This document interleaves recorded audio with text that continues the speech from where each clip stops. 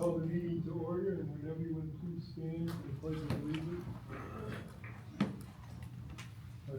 Allegiance to the flag of the United States of America and to the republic for which it stands, one nation, under God, indivisible, with liberty and justice for all. Thank you. Then we're looking for approval of the agenda. Do I have a motion to approve the agenda? Move that. Nick, do I have a second? Yes. Joy? Okay. That's the quicker we can leave. Any discussion? All in favor? Aye. Any opposed? Okay, motion passes. Do we have any visitors or people that want to? Dana Odell signed up, but he let me know before the meeting that he did not. Correct. Okay. Sorry if you got the timer set up for me. Okay. Okay, then the next thing we have is the discussion items. And we have the marching band trip request. So, the marching band goes to Toledo. It's out of the state, about 7 miles, but it's out of state. So we asked for board permission. They go, the first weekend in October. They went last year, kind of to get ready for some bigger type environment, like you would see at Fort Field, later in, or early November. So it's a similar request to last year, with an increase in the number of students that we're asking to go. Okay. And that'll come before us in our next meeting. Unless there's a lot of objections now that we need to alter it, but let me know between now, if there are questions or concerns you may have, this is a similar request, but yes, it'll come in the consent agenda on the June meeting, unless I hear. Okay, thank you, Dr. Van Yep. Dyke. Next, we have the Sex Education Advisory Board membership, and Emily, are you here for that, I assume? I am here for that, I'm the tag team. Okay. So, in your packet, you have kind of a reminder of the process and the timeline. So we utilized the 2025 MDE parent survey data. We had 43 applicants at that time. In this year moving forward, we needed to replace 2 members, because one member whose term is ending had expressed interest in a second term, which is allowable by bylaws. So that took us to the week of the selection process, where a subcommittee reviewed applicants who, again, applied in 2025. Basically, the process that we followed, I mean, we reviewed this timeline document, we reviewed all the legal guidelines for membership, and then we took a look at the current membership list, and then we completed the rubric. So in your packet, there's a link to the rubric that we've used for the last several years. And we completed that rubric on the 2 members who are leaving. Because we're only replacing 2, we completed the rubric on the 2 members that were leaving, so that we could kind of determine that calibration, like replacing someone with similar responses, with someone with similar responses. So, we completed that rubric on the 2 who were leaving, and then again, like demographics are also a key piece of this, aside from their responses on the survey about when topics should be taught. And so we ended up, there was a north side elementary secondary parent who was leaving, there was a south side secondary family who was leaving. So you start to look at, okay, the responses, the individuals who completed the application, who we may consider. And so then we completed the rubric on about 3 people that would have similar demographics as well as responses on each of the questions. About 3 for kind of falling under those 2 categories of those people that we were replacing, and then narrowed it down to really the top choice of replacing each of the candidates, and then a second choice, and then a third choice, really. We wanted to go with those that aligned most closely first, obviously, and both of those individuals said yes. And so then we took that recommendation to the Sex Ed Advisory Board meeting on May 12th, and they made a formal recommendation to not only approve Joe Amaral or recommend his second term for him, and then adding 2 members, Jeff Punko and Elizabeth Malone. You had requested, go ahead and pass these around, they do have your name on it. Let's see. The application of the 2 individuals. I should have started with this because you could have been looking at it while I was talking. I apologize. You had to say. Okay, well, good, we'll be patient. We gotta look at you, right? So that's a little bit about the process. Here are the membership applications, for the two individuals that I mentioned. What might I be missing, Emily, about our process? Anything that you would The have? goal really was just to replicate the representation of the board is stratified along like opinion to represent, that larger MDE data. And so by taking those two members, we wanted to make sure that as we have these two leading, that their space of thought was filled by someone that came from a similar perspective. And so that's what these two folks are. We really did want to make sure that we were representing, where they were in the district and how old their kids were. And then really zeroed in on those questions about introduction of content, which you can see their responses, here. And these two individuals map quite nicely with the two people that we. You know, it's unique, we really have two boards. We have a Board of Education, we have a Sex Ed Advisory Board. We have other groups that work to inform administration, inform the board. But this is unique, because you have a board that you innately don't, there's a possibility all 7 of our board members could live in Jamestown, right? There's an opportunity that all 7 board members could be female or could be male. I mean, but with this board, they really are diligent about trying to get a makeup of the district, because their recommendations go nowhere from a curriculum change unless this board approves them. So their job is to make sure they're making decisions that they also feel this board would support. So it's good for them to get a wide, in my opinion, a wide range of opinions on matters to kind of, that goes out before it comes to this board to say, we did think about this, and we haven't had major shifts, I think, since 2019, 18. I'm looking at, because I remember this conversation, I think you and Ken were, Barb, you might have just got on the board when we You had been shifted on to. the sex ed, well, previous, Yeah, so had she might have I. been, did you go right from that board to this board? I had to give up my seat in sex Okay, ed. so yeah, so you were involved in some capacity, I mean, once, you've seen both of those seats, so. But yeah, we I think they do a really nice job trying to vet out, the people trying to keep consistent with the conversation that they're having, knowing that if there are difficult decisions that need to go to this board, they wanna make sure that they're doing their job too, they don't wanna waste your time.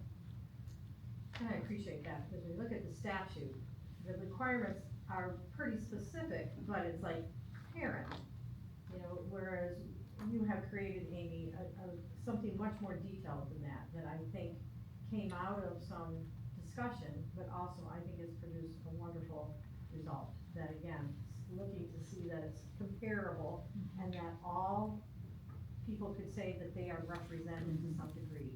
I just really appreciate the work that you've done, and this shows it, so. I didn't realize we had 2 alumni from the election. But I had asked Dr. Vanderjack to see the names of the people that you selected, not because I don't trust what you're doing, but because I'm voting on them. And if I'm voting on them, then I wanna know who I'm voting on. And so, also 43 people, applicants, is that pretty high? Actually, in the original survey, if my numbers are correct, so the final question of the MDE survey is, if you are interested in serving in a role as Sex Ed Advisory Board, there were 129 parents who signified interest. So then I shared the application with them, and we had 43 people. I think that that's probably around the number that we've had back in 2023 when we did that as well, right around 40 to 50 people, which says a lot about our community wanting to participate in an important topic that impacts our kids. The last time we did that survey, we had 2 questions to volunteer. One was about DAC and one was about sex ed, so we had a lot of people interested, and then you reached for additional feedback, and all of a sudden it was like, wow. I was really fired up, and I thought, every time, but I don't know, which is fine. Sometimes you're looking for 1, in this case 2, so finding 2 good people, I don't know either one, but I'm sure they're good people. Yeah, I think the process you used is very good. Good. Very good, very thought out and very, very good. Thank you. Then we just got the results of that survey from the county, and that's done every 2 years now. That has an impact on what you do in the, your committee? Absolutely, so that was really the perspective that brought us our middle school 7th grade health updates. Taking a look at that data from 2023 2023, and considering what additional items might we need to consider. So, It highlighted a couple areas that we felt like were missing and started that process of how to make sure that that's both being presented and being assessed. And we were able to do that in a shorter way with our middle school because it wasn't as much of an adjustment, and we requested a bit more time at the high school level because we had some new health teachers over at the high school, and it was gonna be a bit more of an involved process. Okay, when did that come out? Did that just come out? The data, Yeah. like Friday. Okay, so, In fact, we sent it to you Friday right. yeah. at close of day because you couldn't get it to close of day. Okay. Friday. Okay. And I was looking through that, will that be part of a discussion we have in the future in any venue, or? Truly, it comes into a discussion when we look at any changes the Sector Advisory Okay. Board makes. Okay. So that's really, it just gives you some information, we'll revisit it if there are changes. The sex trafficking Yeah. conversation, which seems, movie-ish, like that's a big, it's broader than that, I think that's what the high school's working on, having conversations. Mhm. When that conversation comes to the board from the Sex Ed Advisory Board, then it's like, here's the data to support the why, is why we're doing this, going through there. Most of the data, if you look, they'll go through and dive into it, are there major shifts? And we'll also look at it from a district versus county response, it'll look different next time we do it, because they're removing some questions again.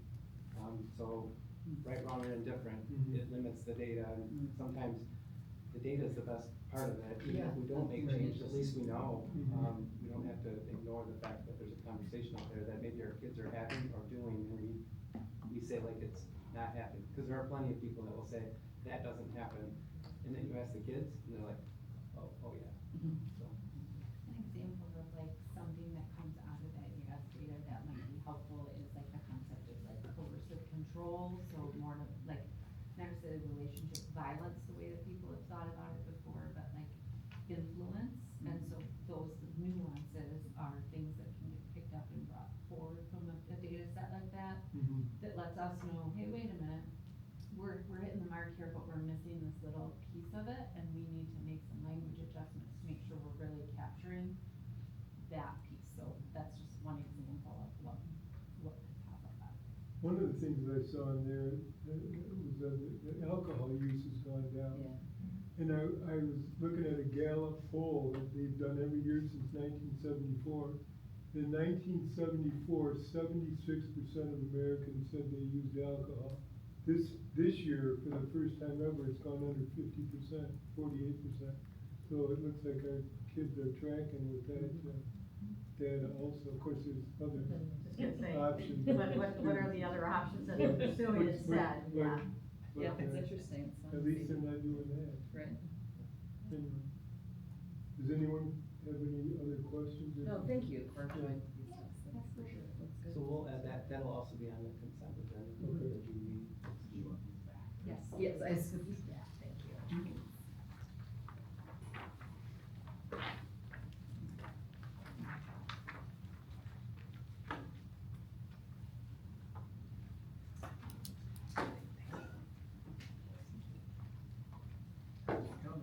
Thank you all. Yes, thank you. All right, now if you can get your cell phones out, we'll talk about the next conversation. Uh-huh. Oh, no.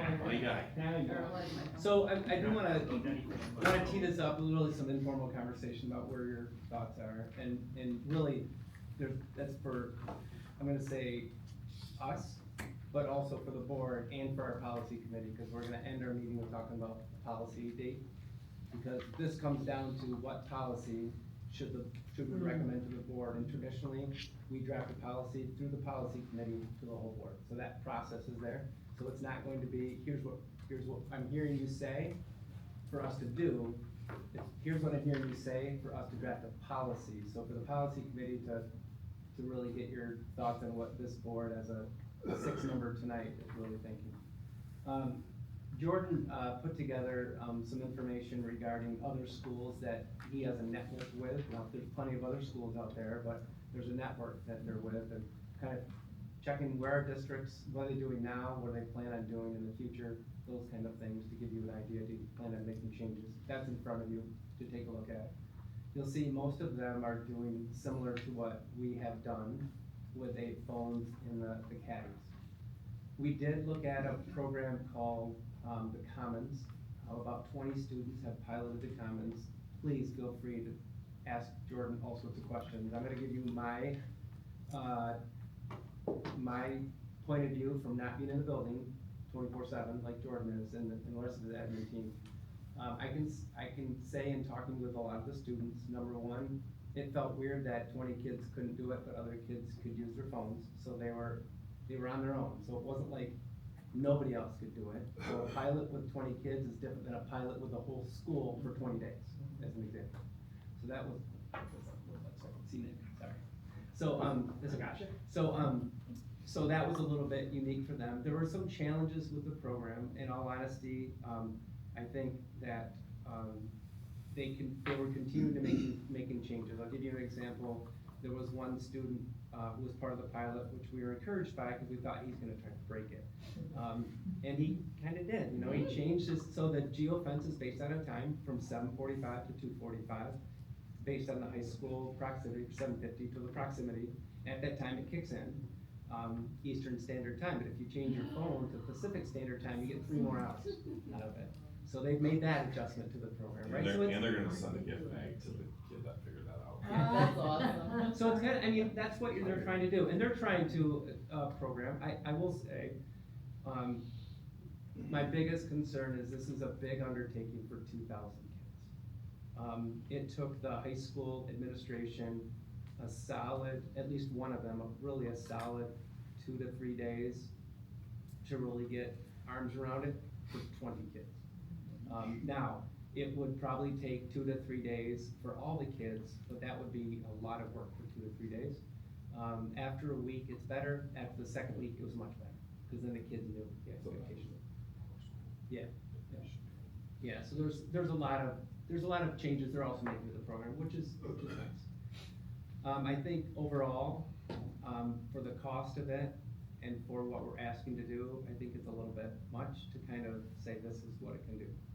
So I think our recommendation, if the board says we want to limit it with an app, we probably will look for an alternate app to look at. They've not had this conversation. I've not had it with the company. I'm calling them tomorrow morning. I told them I'd wait till after this meeting if there was a large voice about, oh, we really want to do this, and go from there.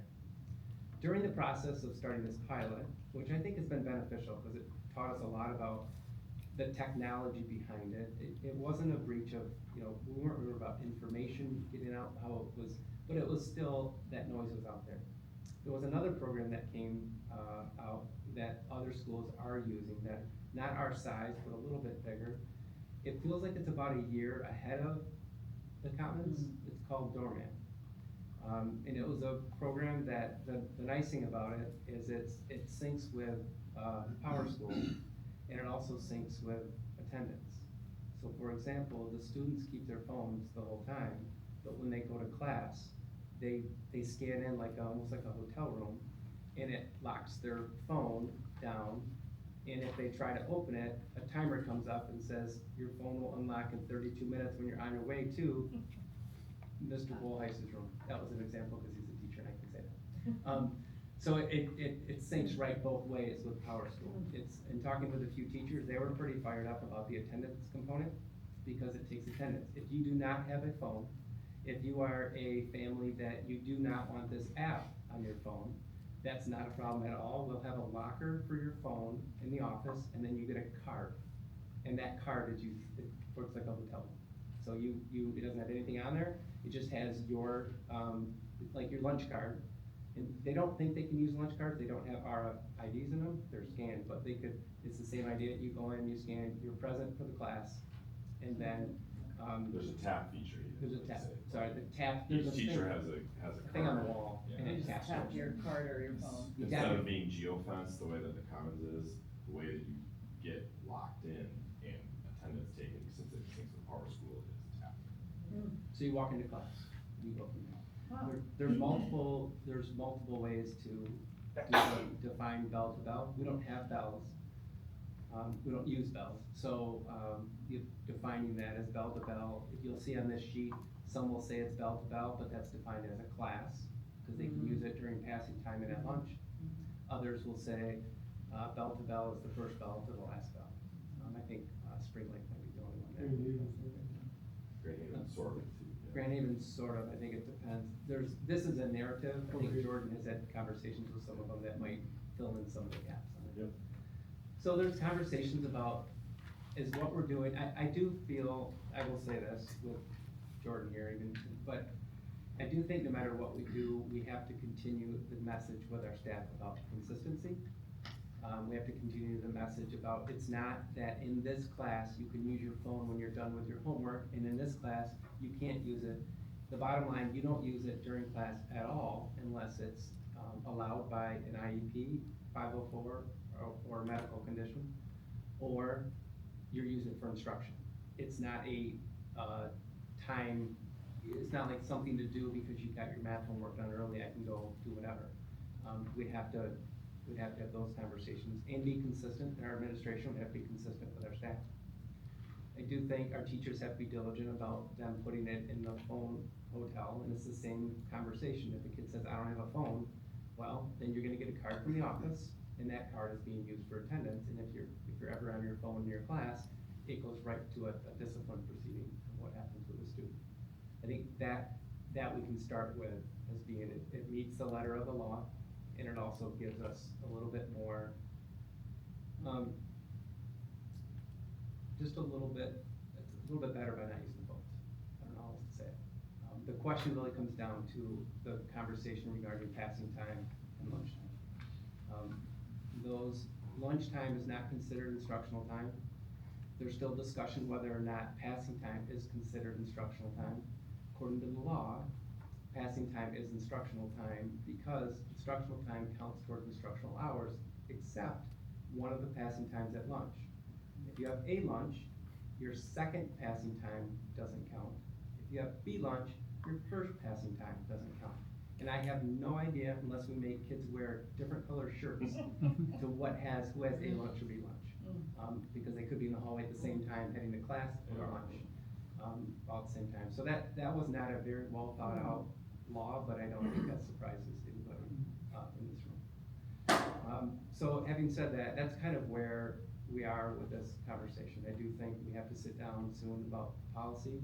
The idea would be to come to the board with a recommendation at the work session in June, the board meeting in July for a policy, so we can alter the handbook, notify the parents. In August, here's what school looks like. I don't want to say all of them, most of them know it's coming. We talked about inter-school advisory quite at length. There's been communication that's gone out to parents. We started with the email about the pilot and went to all 9th to 11th graders, so the word's out. Kids. Does Jeremy, what he said at our board meeting last Thursday, does that, I mean, I was happy about what I heard. Well, I can say this. He shared with you a lot of the positive feedback that we received. I'm not sure all of the feedback was either positive or sent.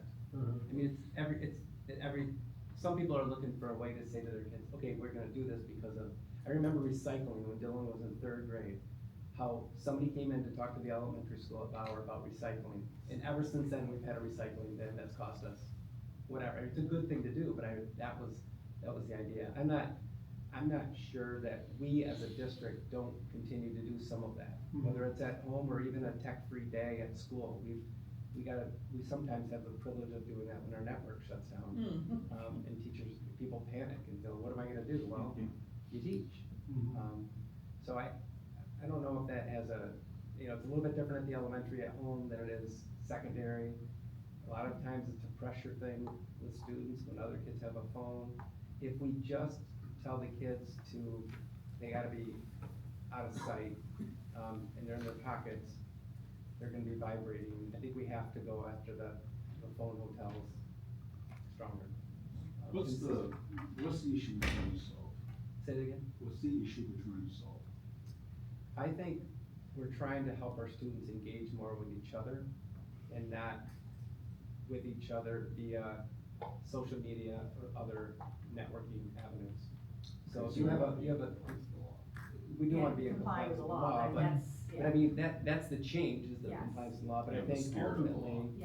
ultimately, the intent is to try to get kids to engage with each other more. I do know that if the kids were on their phones all the time at the lunchroom, it would be a lot quieter than it actually is, and it's noisy in there, so I know they're engaging, but there are some kids that maybe that's their out during lunch, and I would like, So at a basic level, we need to comply with the law. I mean, there's levels here, right? At the most basic level, we need to comply with the law. yes, Do we comply with the law today?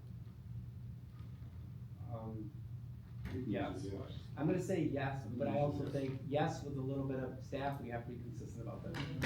So I think, if I may, there was some language in the handbook that said cell phone hotel or often in your backpack.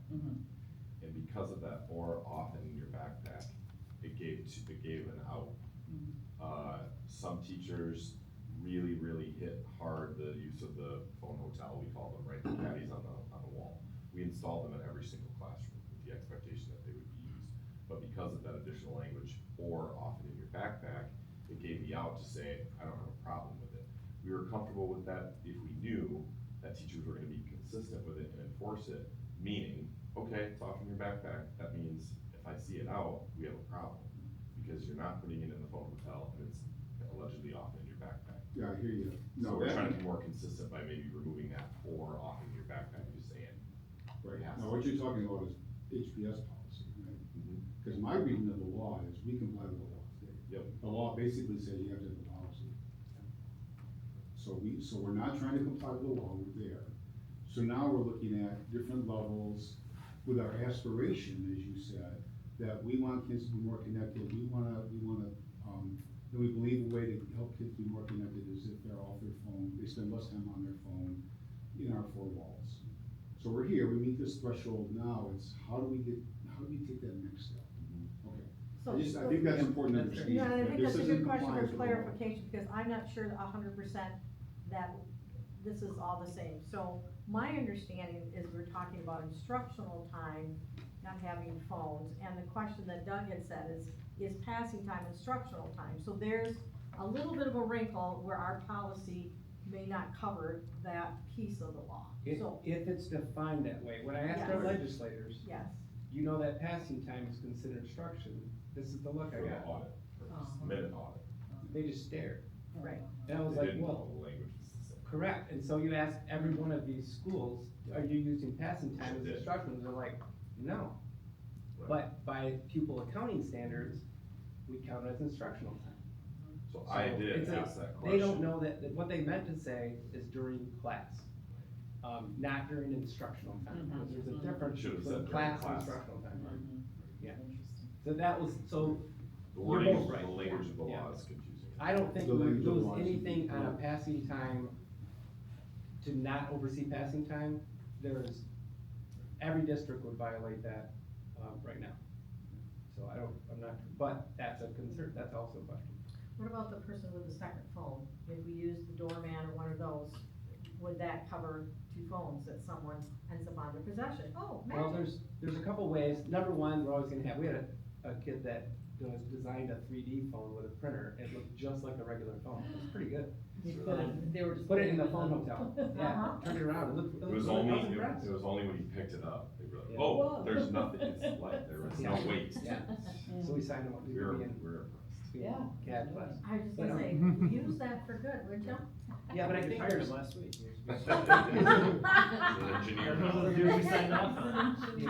there's one thing to be said about when students have an expectation, they're all on the same page, that when somebody else does try to do that, it's a little bit more noticeable. So if I'm in class and I'm teaching, I see 33, 31, 29 phones, whatever it is, in the caddy, and I see a kid on their phone, there's a difference there. I And if they do have notice two that. functional working phones, then they would be able to get around the policy. Regardless of Yeah. what it is. Yeah, you're But they're never. not. But if you see it with them in class and they have one in the phone hotel and they have another one now, that's a different conversation. Yeah, and that can be in the handbook, that goes right to a discipline side of things. And I'm glad that we are following the spirit of the law. I am, however, a strong advocate, in my opinion, I would prefer there not be phones from morning bell to afternoon bell. that passing time, lunchtime, none of that matters. Number one, it would be easier to enforce, because you don't have an excuse, well, I was just in the hallway, well, wasn't this my passing time, or, you know, whatever the excuses might be, because kids are very creative. And I do think that social piece, and I'm sure a lot of you have read Jonathan Haidt's book, and I know people say that Jonathan's data isn't correct, but time and again, not only he, but other experts in this area continue to say how damaging this is for kids. And it is a peer pressure thing. And so if it's across the board and enforced, I think it's not gonna be long and we're gonna see some positive results. We're gonna see negative initially, probably, but, that's just my personal opinion, and if I had a choice, that's the way I would direct the policy. I think the challenge might be is the staffing to control it. And that would, it would be a very expensive, I mean, I can't pull their entire security and admin team away from their jobs for months at a time. Right. And that's the challenge, and it's a bathroom issue, it's a hallway issue, it's a. Sorry to interrupt, but help me out, and that's why you're looking at the technology solution, Correct. so you don't have to burden your team with babysitting phones. So That helps narrow down the issues. That's And I'll- really what we're looking for, I agree with you. Yeah. But we're, you would like to achieve that with policy, what Dawn just said, with policy change alone. That's really difficult, cumbersome, challenging, and so forth. So if there's a technology solution out there that enables that, that's really the path you're going down, right? Okay. if the board and the policy committee were to say that you would want a just complete ban where they're not allowed at all to be seen during class, passing time, lunch from 7:50 to 2:45, I would actually remove all of the phone hotels. Because you wouldn't want them to be going in and out of there if it's not supposed to be out ever. Because then, every time they get it from class, Yeah. they're gonna check it as they Yeah. walk out of class. Yeah. And they'd be in, technically, every kid that grabs it, even for a second looks at it, would be in violation of the policy. So then the thing that I don't like about that, if that were the policy, removal of the phone hotels and saying never out ever, is that they're in their pockets. They're in their backpacks. They're with them when they go to the bathroom. They're with them when they're in any one of the many square feet of the 600,000 square feet that large campus is. And then the temptation is there more to use it. Not saying they wouldn't be consequenced if caught, but to Dr. Vanderjack's point about trying to police that would be quite difficult. And there's no program that would basically, scramble their phones Apparently versus. That's not legal. Okay. FCC, there's a school in, Seattle area. Kinda like how we banned Facebook, right? Is there not, you know, that you would be able to basically ban, but So again, there's the security risk with that as well as affecting other staff. when we talked with the people at Dorman, for example, or Doorman or Dorman, I'd say, Doorman. Their pilot school that's been using it all year is in Massachusetts.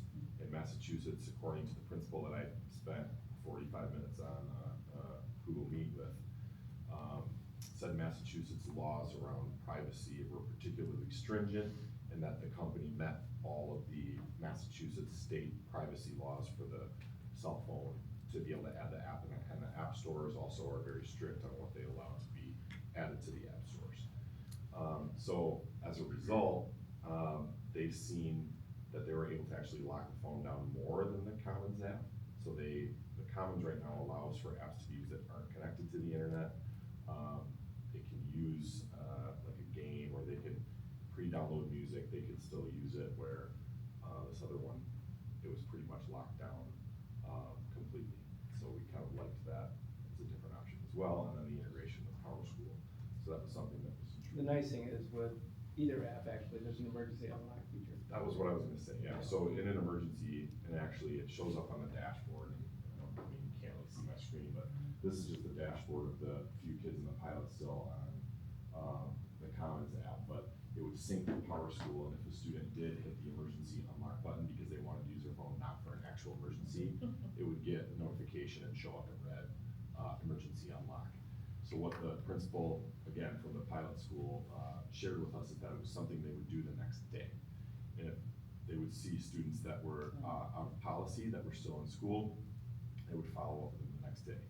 He said, I'm not gonna lie to you, the first few weeks, it's a big undertaking, but if you're consistent with it, it just gets less and less and less, because they know if I'm out of compliance, they're gonna find me and my phone will be theirs. So they just, if you were out of compliance and you unlocked it, they took your phone for the day. So students didn't wanna lose it, so.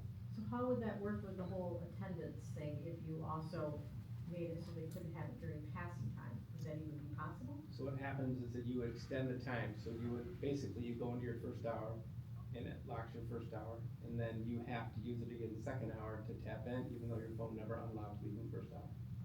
The one nice thing about For attendance. both, about doing it during passing time, is for the students that feel it's at their leisure to leave campus without checking out in the office, their phone doesn't work until they check out in the office, otherwise it stays locked. So if you wanna skip school, Or the you just don't emergency have a unlock. phone. Yeah, or the emergency unlock. And if the emergency unlocked, then we check where they are, and then the high school's notified.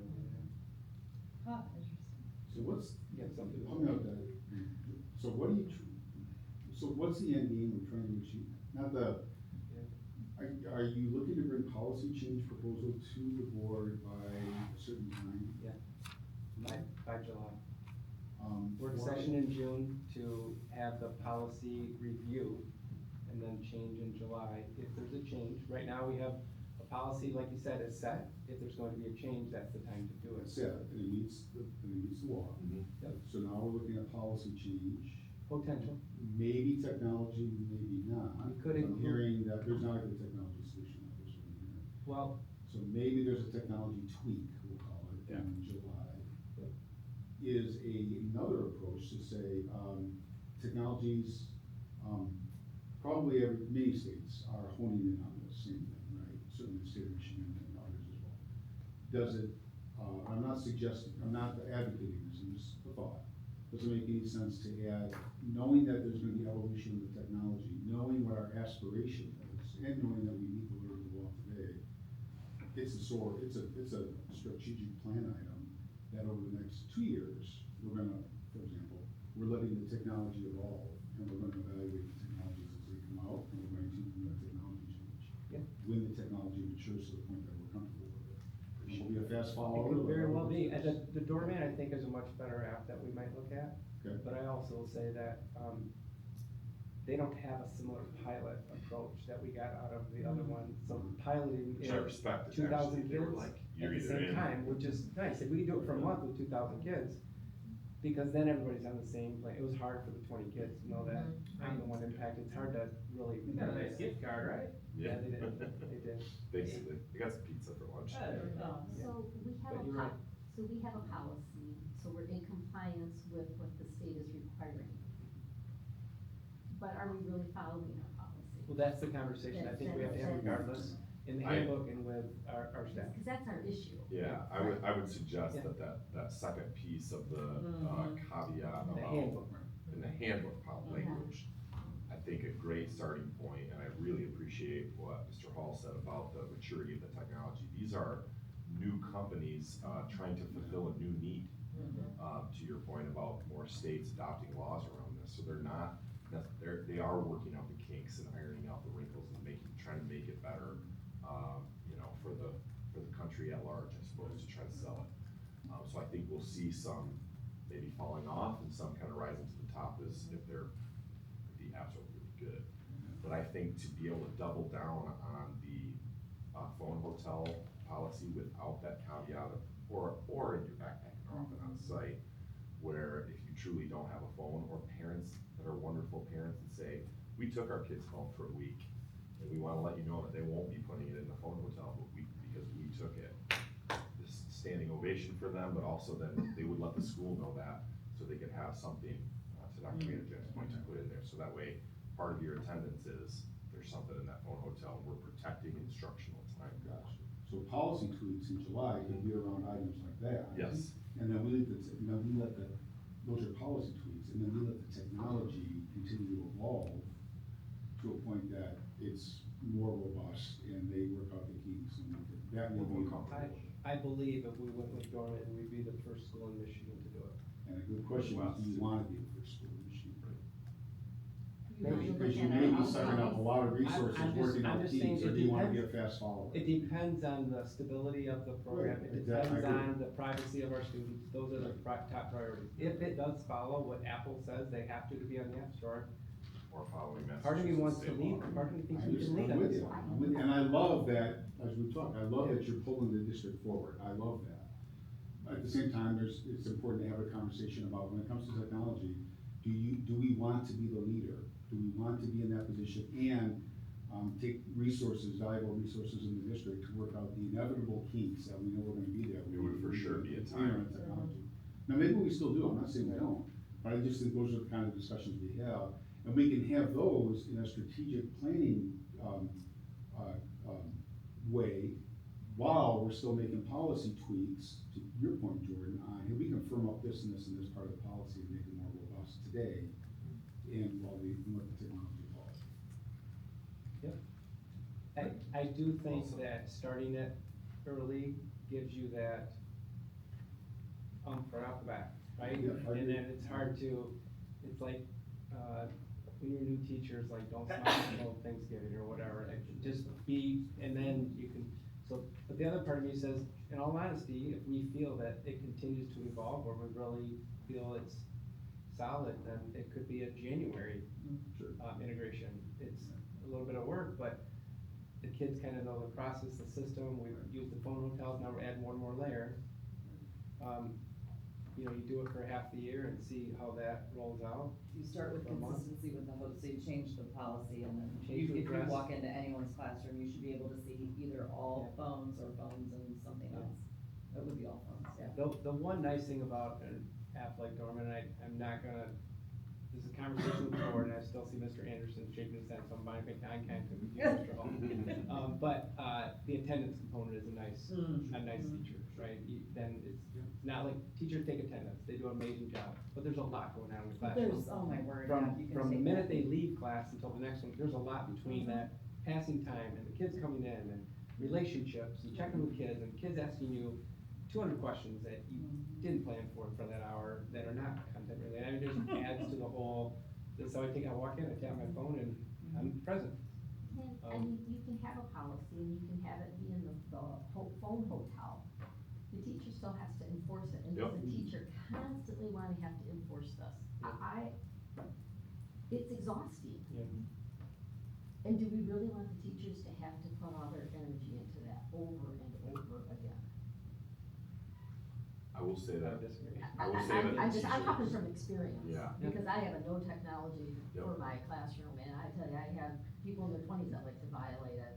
I'm sure. But I will tell you, the other students, just today, they said, we are so happy you have it, because we're not watching them doing things. Right, right. The students that comply like it. I will say that which is why like a high school classroom is obviously different than a college setting in some ways. The teachers that are really good at the phone hotels, it's pretty great, because the kids just know it's the expectation. And there are, I mean, I could take you to several classrooms and go, I know what this is gonna look like when I walk in, and they're there, because it's just, that's the tone that's set at the beginning of the trimester. And they follow. And they follow it. They follow And they it, they follow. follow through. Because they know that there's no excuse, there's They'll no. follow through. Yes. Sometimes it's Probably hard. not just the phones It is either. hard. There's probably Other things. everything else. Sure. And so if this is a way to help with consistency across the board for some of those staff, that's kind of what I'm hearing is, we got the policy, let's go, be consistent with it. I'm super intrigued though by okay, so I know somebody was attendance kind part, of. yeah. I think we were literally having a conversation 2 nights ago. Is Power School not connected to attendance as is right now? It is. Power School is a 10. There's Yeah. something else. Adaptive scheduler. Adaptive scheduler. That's for summer. Yeah, there's some, okay, Yeah. but anyway, so Yeah. I'm like, I know of a few ladies in the office there at your school that might be interested in, For sure. in this, plus a whole bunch of staff, like that one. Even the middle Not that- school has asked, if it works at the high school, can we get it for attendance only? Yeah, like to Ken's point, it's like, we're trying to solve for one thing maybe, but we might be solving another issue with this technology that would be super interesting. It is also nice because there are many classrooms that are very diligent about the phone hotels, but the class gets over at 10:53 or whatever the time is, and at 10:52, kids go get their phones and they're done for the hour, they're lined up at the door, it does happen, and they're all on their phones where nothing would work. Yeah. Until they hit it and they say, you have to go to your next class, you have 7 minutes to get there. Oh, I think it'd be awesome, the simple fact that if they just wanna leave campus, I gotta check it out. they gotta check out. The other day, I'm not gonna name names, but there's somebody from the main office chasing 2 kids down in the parking lot because they didn't sign out. I might be married, no, she wouldn't have left the building. No, she was out, I was walking out, she was standing by those flower Hey, pots. go check it out. I almost went back. My wife will hunt you down. She When will it's, find you. when it gets nice out, and especially seniors last week, Yeah. it's a tough battle.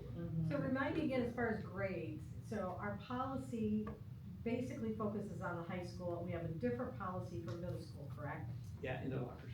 In your lockers? Yeah. There's not even. And if they're found with a phone in the hallways at the school, Okay, they're just, I would it's still, imagine, it's still not 100% compliant, because kids are kids. I can find the number of students probably for you exactly that check on the locker. We don't have enough lockers for every student to have one anymore, there's not enough. At the high school. At the not high school. Middle school. And as a result, with the changing of classes and across back and forth campus, there are hardly any students that sign on a locker. A few freshmen, and that's about it. And we have the mudroom right there by the, bus loop entry, that gets used every day, especially spring sport bags and golf bags. And so that's been an amazing addition for backpacks and sports equipment and coats, those that wear coats. Also a weird thing, kids don't wear coats, but they don't. And so very few students actually use a locker in high school, interestingly enough. so how many years have we had the policy at the middle school out of sight the whole day? This was the first year of really instituting a solid, hard stance on. You know, because there's parties like, okay, the incoming freshman class is used to this. And I wouldn't want them to start bad habits. And so, you know, again, a reminder to all staff, be consistent with this class because they know what that's like. Yep. You know, whereas you take something away from somebody, you're gonna get some pushback. But when you have middle school students who are used to the fact that they can't touch their phone, boy. Once you start it, I'd take it away. And they all use, but the middle school students again, all use their lockers every day too, Yeah, which we don't. yeah. You know, one of the, when this thing first passed in the legislature, I said to Dr. Vanderjagt, I wanna get rid of everything. Let's take advantage of this opportunity. And then he came back to me and said, well, this is what it's gonna cost us to monitor this and to enforce this. And I'm a firm advocate, if we can't enforce something, we don't wanna do it. But, and then I also appreciate what Ken said today about the policy and the technology aspect of it. I love what Dawn said about let's just eliminate it, okay? And we're not doing it just for the sake of doing it. We're doing it because all these studies are showing us that it's much, much better for kids, that they don't have these phones in front of them, not just for the sake of a rule, just to have people do something, okay? So I am very respectful of the fact that I don't wanna take a lot of resources to enforce this. Another thing that frustrates me a little bit, Jordan, is that we know we have teachers, just like in every aspect of life, who aren't doing what we expect them to do, okay? They know it, and their kids know it, okay? And we know it sometimes, okay? We need to deal with that behavior, because that's the crux of the issue. Yeah. Because if the leadership enforces a rule, kids will respect that. Yep. If they see that it's not being enforced, they won't respect that person, and then when they don't respect that part of leadership, then it starts to go on to the other aspects of it too. Yeah. So I mean, there's so many dynamics in this. Yeah, to that It's a lot point. more than just get rid of them. And I'll Yeah, go back to that caveat, that language that was added about the or often in your backpacks. So you could go in to a teacher's classroom and not see any phones in the phone hotel, or one or two, and think, well, they're out of compliance. But as long as the student, if they're engaged in the math lesson and the phones aren't out on their desk and they're not using them because the or often in your back, they're absolutely in compliance. Right. So it's a tough thing, and I would say that is mostly what we see, is that. But it's easy to say, well, these teachers aren't using the phone hotel, then they must, but they're still in And compliance. you know because we're- that. Yep, and we're protecting the Right. instructional time. Right, exactly, So- that's what we want. I mean, But to Dr. Vanderjack's point about the downtime, because there's always maybe some work time that can happen, or can I listen to the music, and you just would rather, okay, that's the piece that I think if we double down on the policy and just had the expectation of removing that second piece of language about often in the backpack, that would be an easy thing to, well, an easier thing to, nothing's ever easy, but, that would be something that we could have a visual of, Sure. this is the expectation for us. The technology does eliminate some of the loopholes. I can access my texting from my computer. So if my phone is with Mr. Anderson, I can still text from my computer, even though he has my phone, even though my phone's locked. I can still use my computer to access texting. The one thing that, from a parent standpoint, and I think we're getting a lot better feedback, is if you have something you need to let your child know about a dentist appointment, about, if it's an emergency, call the school. That should be your first, that's what they did when, I know I went to school a long time ago, but you call the school, right? You don't send your kid a text, our dog died at 2:00 today. I mean, you say, call home when you can, whatever.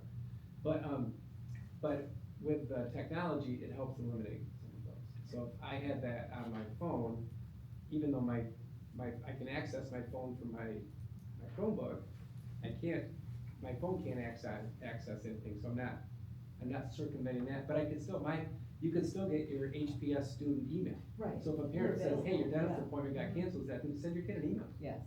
They can access whatever the teachers say you're on your Chromebook, or that's a different conversation. I do worry a little bit about the front office initially, because for those that don't either plan ahead, or this is their method of communication, it is going to increase the number of calls and the number of messages that are gonna have to be going back and forth to students.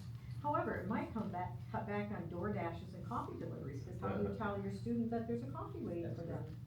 So that eventually would. We have You get it at the end of the day. Their own It might be cold, app but on you get it at the their end of the own day. Yeah. As they approach 18, a lot of them are getting jobs too. Yeah. It's not necessarily just parents calling with a Yeah. message, it's like communicating with a job or an employer, or, but. look, We had that parents- conversation about athletics, about communication, about practice got canceled, the game got moved, or. Yeah. So they're Those are not- hurdles Right. we'll figure out. I mean, this didn't exist 20 years ago, and we made it work. Yeah, and honestly, there's part of me that says, when we get to this place and they have to engage without their phones, I suspect they're gonna need some coaching. Because if your first reaction when you have 1 minute is this, what are they going to do? I mean, realistically, I think there are students who really honestly don't know. What would they do? Would they let down? Would they engage with their neighbor? Would they, what I'm saying? I mean, I think there's gonna be a little bit of a, what do I do? So this is like a change. Have we talked to the teachers, like what they think, what do you think about all this? Well, I think, phones present a challenge daily, in a lot of our classes. I'm fortunate with some of the courses I teach, the students are pretty dedicated, they're upper level courses. If phones aren't in the hotel, they're generally put away, or I just say to them, hey, put them away, and they put them away. But that's not the case in every class. I think the technology piece, especially with an app like Doorman, can make my job easier, because it prevents the temptation, number one. And on the rare occasion then that I do see a student engaging with the phone, I know they're either circumventing it in some way, and it immediately becomes a discipline issue. So removing that temptation by the technology piece seems to be a really powerful tool that we can use to get students to really comply with this, but also prevent many of them from not complying. So I think the technology piece of Doorman is exciting, and I'd love to see us pursue it if it's viable. It might be easier to start with something like that and stop, and start without it and add it later. Say that again. It might be easier to start with a tighter hold, a control on things with the technology, and stop using it because of whatever reason, as opposed to don't start with it and try to add it. It's one more change, it's one more thing to add. It might be. That's with most things in life. I mean, Yeah. you always like to start out tough and then work your way down, not the other way around. Well, and also, Jordan and Dr. Vanderjack, I appreciate you answering those questions that I asked also. And obviously you've done your homework because you're looking at moving away from commons and maybe going to something else that's similar. So what I sense from my conversations with people on the board and from what I've heard this evening is, I think we could get a board vote that would say, we don't want to see a phone on premises. But we're not gonna do that because we respect what you're saying about how many resources that would cost us to do that, and would it even give us what we're looking for? So, I think we need to pursue, like Ken said, policy and then technology and see how we can use those to get us to. I'm hearing that the technology might be something to pursue. I also heard that maybe it's okay not to be on the bleeding edge of something. Cutting edge is one thing, right? But if we wanna bleed over this, I'd like to continue that conversation. Is it okay to, or do you wanna say, you know what, just let's hold off, let somebody else spend the time, or can we spend the time doing it? It's a different lift than a 20-person pilot, because it's a all district. We'd still do a pilot, but it'd be an all district pilot to do it. Do we know from the schools, High like school, the sorry, high schools school. in Massachusetts, do we know how time intensive it was? Like, how many students did they have? How time intensive was it? Is this the 2 to 3 days that it took them all day? One person, two people? 750 students. 750. Yeah, 750 students, so, and 2 assistant principals and 1 principal, so they're less than half the size of ours, with It took 3 people. similar, ratio.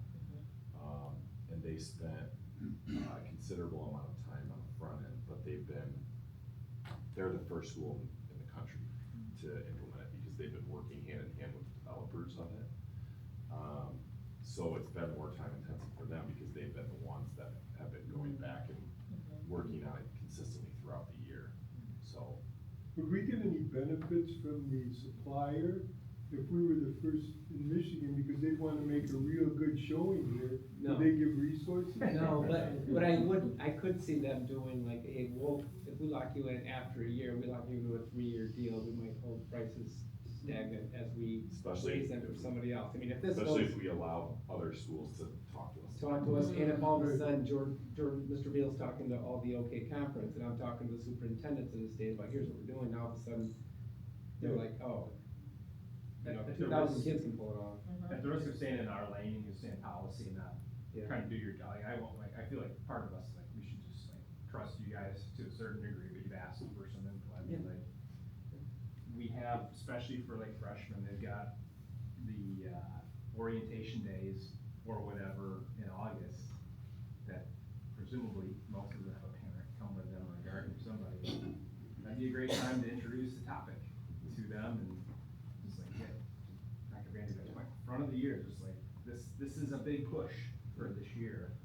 And just use the FaceTime that we have. And there are options for the family that says, we're not putting this on our phone. That's not a I problem like that at there's all. options. Just, you drop your phone off, You you don't will need your lock, phone there's at a, school. We're doing this for attendance too.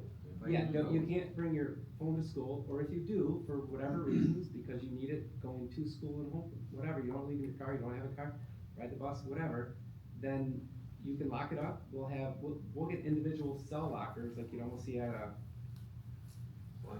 sporting event or something. You lock it up, you pick it up at the end of the day, you're all set. So there's plenty of options. We will have students that will have, their apps are whitelisted from a diabetic standpoint, 504, special ed, those are things. I do worry that if we eliminate all phones, we're gonna have close to 2,000 504 plans for anxiety purposes to have their phone. I mean, you'd be surprised what doctors write and tell us how. Which is another key part of it, I mean, a couple of things, so you talk about, I think a fair question back to you, relative to your earlier question on leading or leading edge either way, is you have to ask that question in the context of a bond and strategic planning, and the other things we have going on with our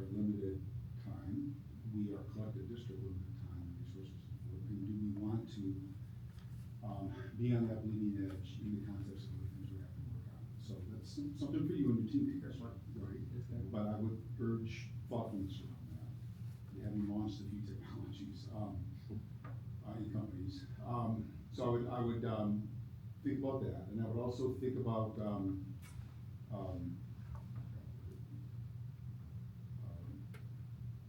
the criteria, like you just said. I mean, there's a lot of what ifs, ands, ors, buts.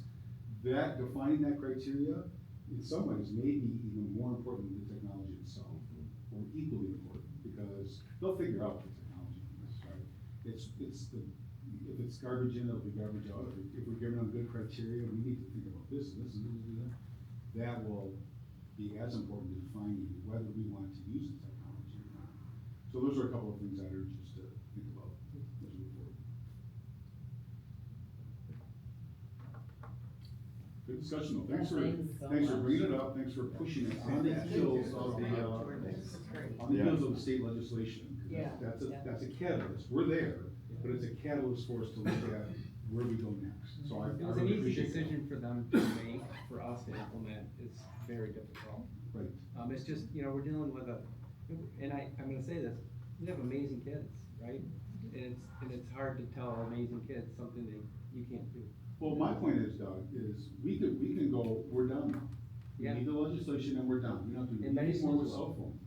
We could do that today, right now, and we're Yes. compliant, as I've read the legislation.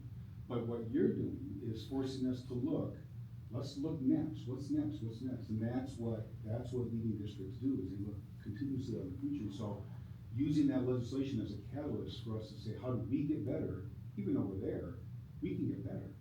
That's pushing forward, that's what we should be doing. So I appreciate that we're having these tough discussions about this, so thank you. And I think a lot of those younger parents are looking for the school to support their desire to eliminate phone use compared to what it is now. I mean, at least the parents, yeah, exactly, that are want to do that, but they feel like They'll they're. also be the one texting their kids. Well, that could be, but plenty of them are like, I would love to do this, I'm hoping I can find brave families who are willing to try this.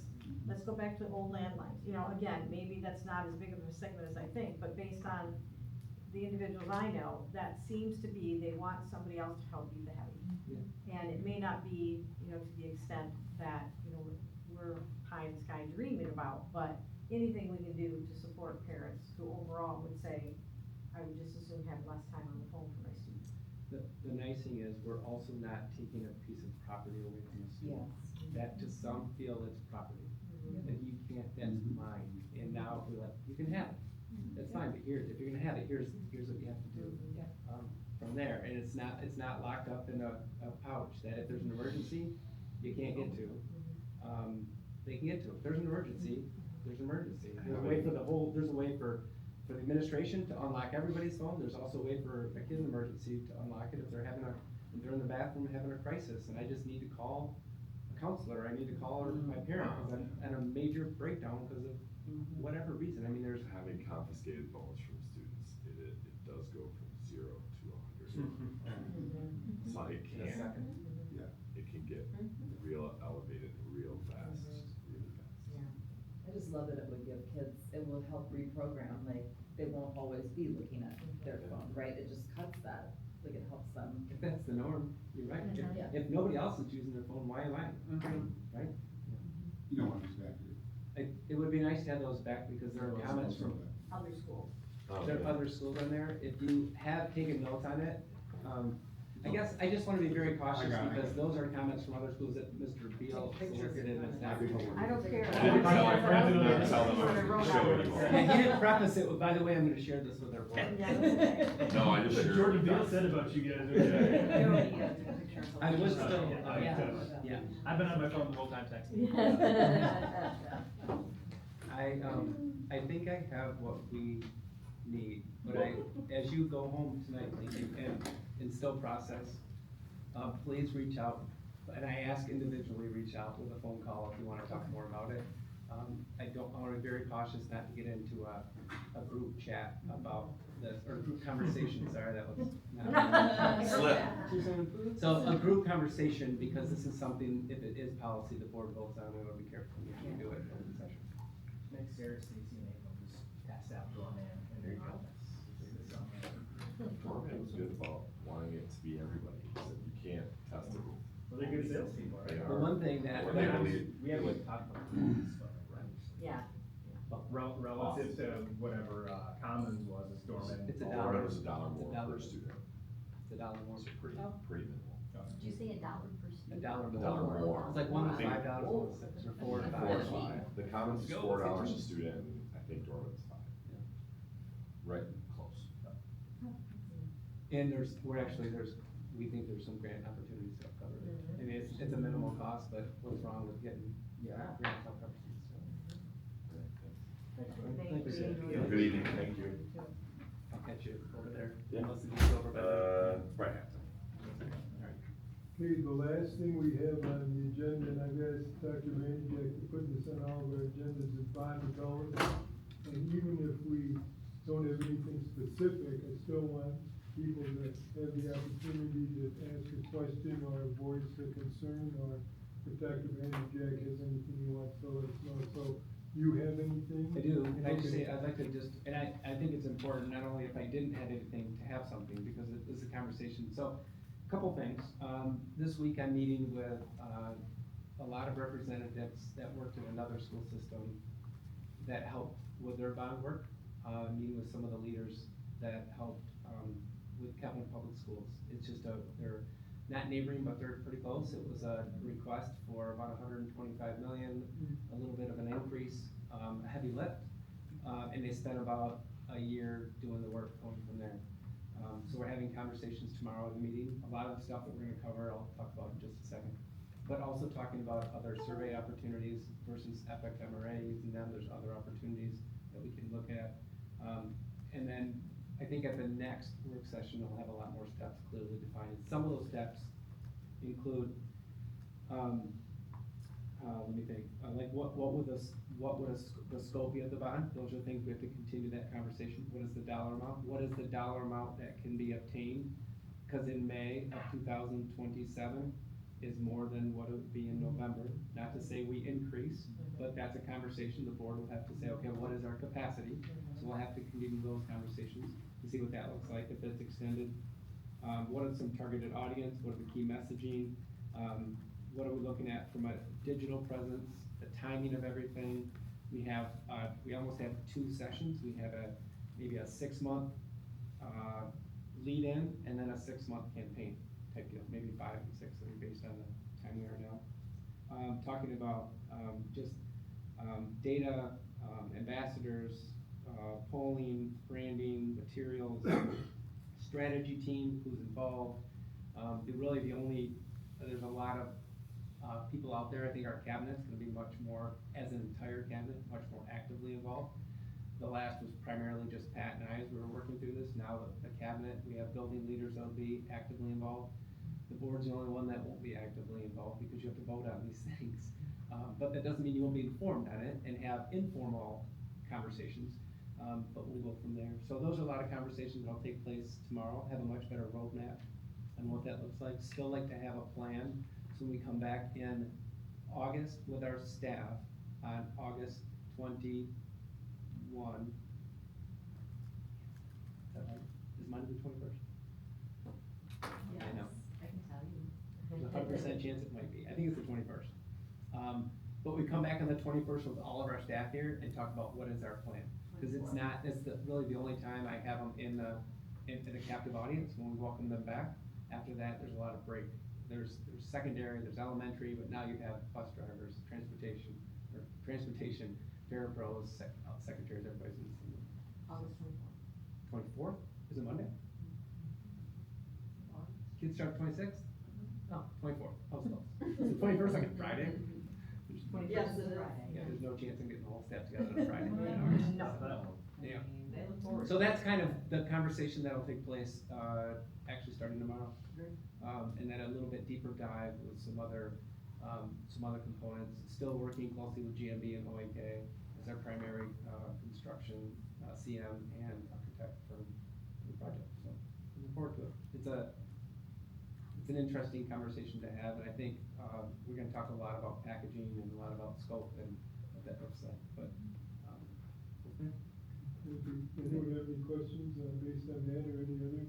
Yeah, I love going over the Epic stuff, cause there's so much good information in there. There's so much, lack of information, I think, like in a large group of people, like 41% think we give the same quality education as everybody around here. We love to talk about our test scores. Let's start, regardless of the bond, I'd plant those seeds immediately. that's a big conversation.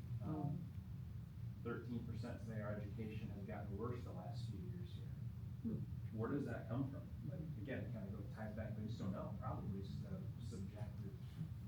Could be, or there could be some messaging that happened with a family friend or one of your kids or something Oh, yeah. happened, they got an after-school detention for having their phone, and that's because the school's horrible. I don't know, there's There's a lot of, probably that, so like, let's lean into some of this, like, I think 39% said our taxes are too high. Like, how do we compare to other districts? There's always a certain percentage, Yeah, there's no going to matter that. what. I don't remember what that was, we did that deep dive It's higher than zero, it's too much. a few years ago that said a certain percentage that always says no to taxes, no matter what tax it is. I don't remember what it was, but it was consistent. That's kind of my other thought too, was like, what was it, like 10% said 249 million is too high. Okay, what is the number that would turn it into a yes, or is that just, that's the flat, it won't, there's always a delta. Is there a threshold? Yeah, there's probably just a baked in X number, it's a no. And so we're either starting down 10-0 or 20-0, and we gotta go from there. And to some, more than $1 is too much. And Right. some, I mean, some people I've talked to, like, you gotta be able to get more than that, there's a lot more we should do, and I'm like, slow down. So, it just depends, I mean, yes, there's a lot of those conversations, and how the questions are phrased and worded with the Epic MRA study is a whole nother conversation. Yeah, so I appreciate you going through the exercise of doing it. It's a great call, because honestly, yeah, we were ready to go. Which is, Sign off on that thing had we not done it, and I think we Yeah, and I were think better off that- for it. yeah, I think the messaging around, we have a captive audience that I think was very supportive of this work. The way we phrased our questions, and people had a chance to read them as they were answering them. Keep in mind, on our survey, we had descriptions for the what, and this is the why. With Epic or MRA, they just had the what, they didn't have the why. So maybe it was the good thing, maybe the more informed people are, at least then they're, you know, when you talk about, you know, I have air conditioned at the building, at the 5-6 building, why would I want air conditioning? That's all they knew, but now you list the buildings that don't have it, and you're like, well, I didn't realize that, my kid's gonna leave there and go to Baldwin. They don't have air at Baldwin, you know, it's a different question when you just say, so, anyway, so we've done 2 different surveys, and maybe there's a third that also gives you more information, which then might even be more helpful. And so we learned, yeah, we need to educate more across the board. That's the PR stuff. Yeah. I will also say that, in November, there is a Park and Recs mill, there's one in August, which is a renewal for Ottawa County, not an increase. And then in November, they're asking for an increase to the Park and Rec, I told you that last time. The Ottawa County, ISD, so Ottawa ISD is looking at potentially a $500,000 on the May 27 ballot, which is the same as ours, for CTE.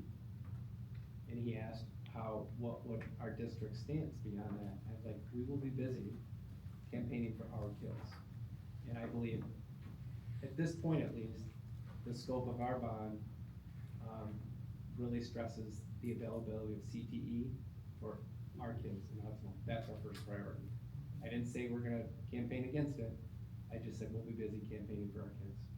So, and they haven't made any final decisions, but that's, when I text them, the conversation we had after our last, that we're like, okay, my phone rang immediately and we want to talk, so that's kind of where we are, which is fine. I mean, well, I don't know the scope, I don't know what their plan is, what they're really looking for, but we will be very supportive of the work that they want to do, but we also have to focus on our kids. You're talking about the ISD super? Yeah. That's it. I have a couple other items, unless we have more questions about that. Is there a way for the policy committee, I'm gonna send you some dates. We do have a couple other policies we'd like to revisit. One is a adjustment to graduation requirements, just to clarify, but it's policy, so it just breaks the English requirements and the science requirements need to be adjusted. Just how they're worded. We're not lowering credits or anything like that, but like that. We also have graduation, or another placement policy that I'd like to address. It's a longer story, but I'll wait till I get with the policy committee. And then I do think we want a cell phone policy to make sure we're crossing the board's T's and I's with that policy to make sure it falls in line with what we're all hearing here tonight. So I'll send some dates out, and just tell me, I'd rather do it in person if possible, but I know it gets to this time of year with graduation stuff, and, we're not doing it Thursday at 7:00, I know that, but, find a time to do it. And then last but not least, well, I guess graduation starts at 6. Please try to be there by 5. 5:30. 30 is great, but good luck with parking. I mean, if you've done it before, and you know what you're gonna do, and you have a plan, I trust you. But if you're like coming in hot, and you come into a board meeting hot, you're fine. There's plenty of parking. No offense to the 3 people or 4 people that are here. But, there's plenty of parking. It will look different on Thursday, so just plan accordingly and please You don't. can park by my house and walk. So you need an entrance to get you in that side entrance. Don't stress me out, that's all I'm asking. Yeah, where do we go, where do we enter? I remember like last year it was someone was out of. The side best door. place to enter, in my opinion, is the bus loop. Yeah, Behind the okay. building, on the opposite of the high school. Ben will be there, our Someone's food there, service okay. director, with your name on the list to Okay. let you in. He only lets you in with all due respect to your families. Yep. Does that make sense? Yep. So he'll let you in there and then come down there. You'll probably be there earlier because your daughter currently is still on the list to graduate. Oh. Sign off on it. You did. We all did. Yeah, you all did. Yeah. So if So you're. closer to 5 is what you'd like. I just think if you estimate trying to get there around 5, you're stuck in 10, 15 minutes to get there. By the time you walk down the hallway, you can hang out. It's a very long walk. Will the down. police be directing traffic before and after, or just after? I don't know about before, I know after. Okay. Should be less busy than last year, though. Under less. They have more tickets. It's true, they gave out, So it's the same number of people, just new graduates. Oh. So we'll see you on Thursday. Well, I'll try. I'm looking forward to it. Yeah, 6 feet. We might have made out great with the weather for people waiting in line, and for the districts that have to go outside. So I worry for them too. There's a district locally that, like, we don't know if it's raining. I said, you're welcome to rent our place on anything but Thursday, and they declined. I said, we'll use your colors, just for not taking the eagle off the cover. And then we had talked a little about board meeting dates. We got responses from several, like, they were fine. I know there's, I don't need to do this in public, but we've had one request to say, can we move this meeting? Another request, or I can't make this meeting, another request. A couple of them we're probably gonna keep, and we might just be missing one person. And then there's another one that I think we can move so that a person doesn't miss multiple meetings. But I will say, if we get to a point where there's an item on there that we need everybody there, we might just have to move the meeting as we get closer. Right now, I don't foresee that, but if there's a big issue, we're not just gonna say, well, you told us you could, we wanna get everybody there, so we might move the date, time, go from there, but we'll try to get a schedule. I know Robin's worked hard at getting it, pretty solid. So if you look and you're like, they didn't move it, it wasn't personal. We're trying to stay consistent. The one of them that's a little bit of a catch is when we have, number one, the board meeting in January, we wanna do it as early as possible because we'll have, 2 board members that will either be staying with us or joining, but 2 people will take an oath in January. We wanna do that as soon as possible in case there's anything that happens. So traditionally, I mean, we've had it late, but we try to do it on that Monday when we come back from break because that's the first day we come back and it'll be nice to come back. And then we move on a little bit later in July for the budget. And that's always just for them to get time. If we do it too early in July, it's a very stressful time for the finance department. That's pretty, it's full on long. notification. Yeah. For July, yes. It just, So we try to move that back a little bit. We usually have a one in July, so we try to move back a little bit. But we'll try to get that out and send a final schedule, and if there's a major objection, please, pick up, just give me a call. Yep, figure it out. Is that? Yep. That's it. Let's see, before we adjourn, I wanna, go around, Pat, do you have anything? I do. So, last meeting, as there was really nice visuals, and we had, the nice report about the 25th anniversary of the orchestra. And I was there, and it was, as every time we have the first of the cooling season, I got a lot of running in that night. You did? But it was the system has a lot of capacity, and we can literally make it snow. We got so much capacity, we weren't that full, but it was pretty full. And it was so awesome to see that for the community, the venue that could do that. And a lot of our community and a lot of the people out in the community, when they're driving down 32nd, they look at it as a place to play basketball.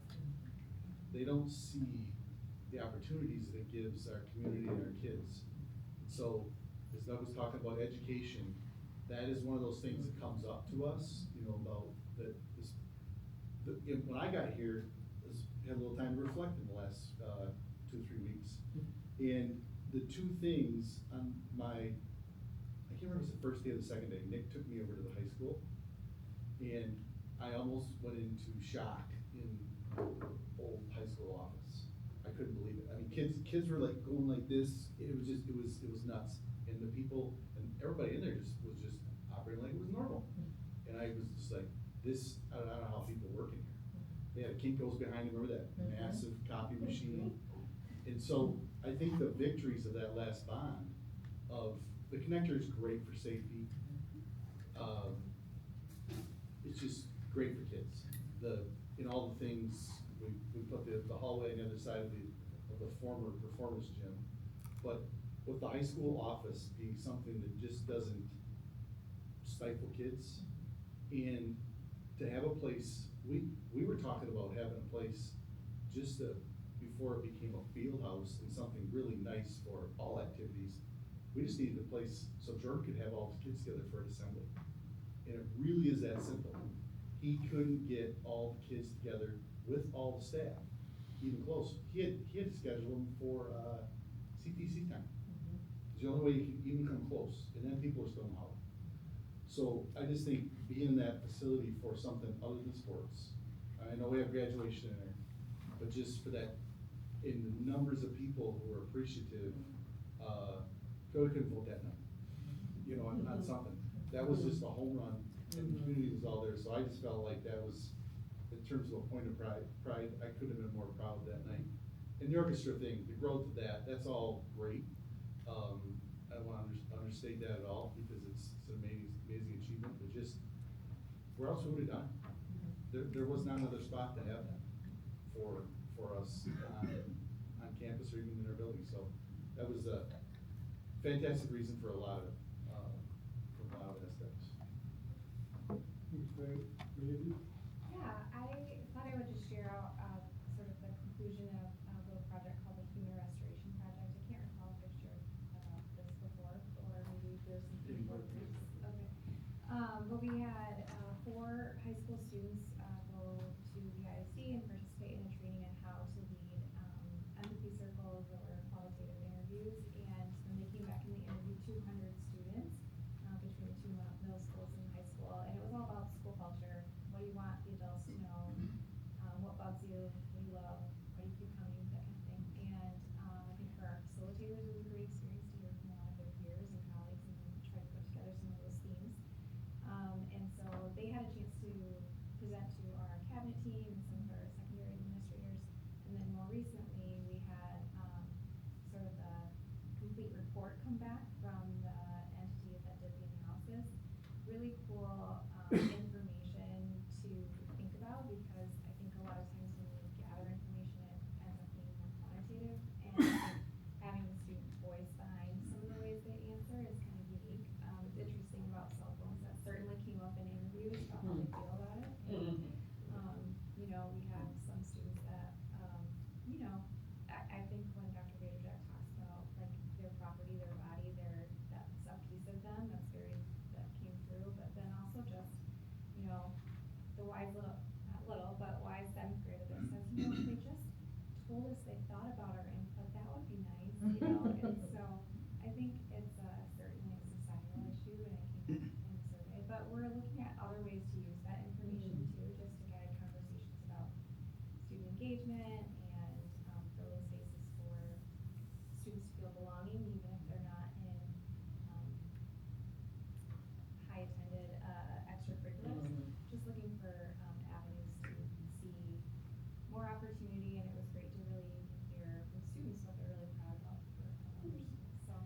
And to have kids lead it Yeah. is even more, cause it's, they're telling kids what they think, they're not Yeah. telling adults, cause they're gonna tell adults what they wanna hear. Yes. That's the cool part. They very much wanted to be selected to be interviewed, which I thought was very cool. Yeah. So how did we select the 4 kids who were trained? Their counselor recommended us. Okay, okay.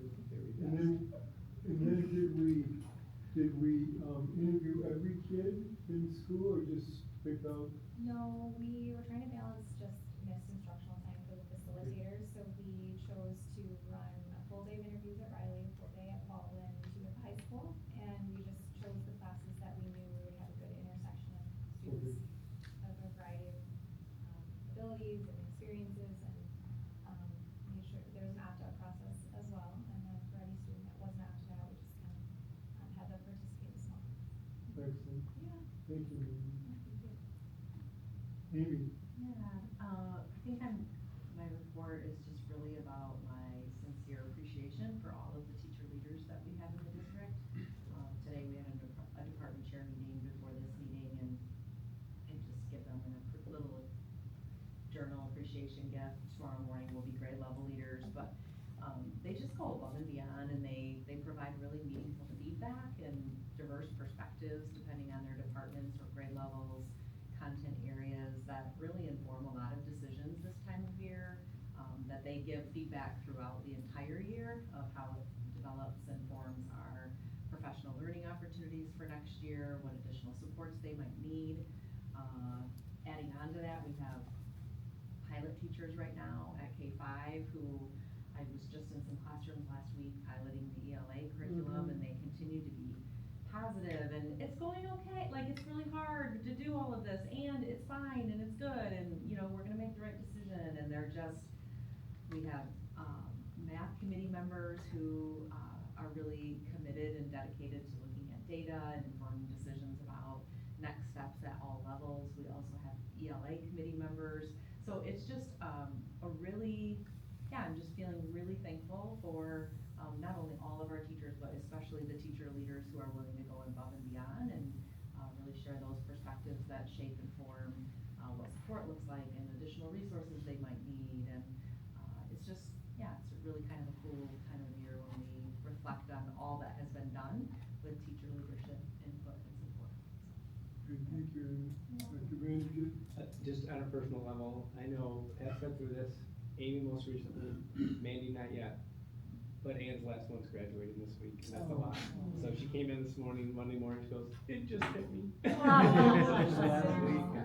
So Greeny's done, he's playing lacrosse right now, actually at Hudsonville. I said, I'll swing by, she goes, no, we're gonna get Mercy, they'll be overseeing. But, just a lot, we all have, and I think, and I still believe we have the best administrative cabinet team, teaching staff, support staff, bar none in the country, at least in the state. But we all have personal lives too, that way, and too, we try to navigate things. Just something to think about. That's it. I think the last one is more emotional than the first one. I took care of him in one swing. There you go. Joy? I'm all set, thank you. All set. Okay. Barb? I'm good, No. thank you. Nick? I guess I'm all set then too, so, let's, look to adjourn, and, before you, I just wanna thank each and every one of you for what you bring to the table. The conversation today was very good, and I know all of you are very busy, all of you are very talented. In fact, Andrew's in Detroit today. He's being considered for vice president for his organization. He's going through a process for that, so it's great for him as he moves through those things. But, it just goes to show the caliber of people that we have on this board and all the things that you're doing to help out, so thank you very much. And with that in mind, I'd like to call for the adjournment, so we have a motion to adjourn. So moved. Dawn? Do we have- Support. Barb? Yeah, I'm looking at it. Okay. Do we have any discussion? Okay, all in favor? Aye. Any opposed? Okay, motion passes. We have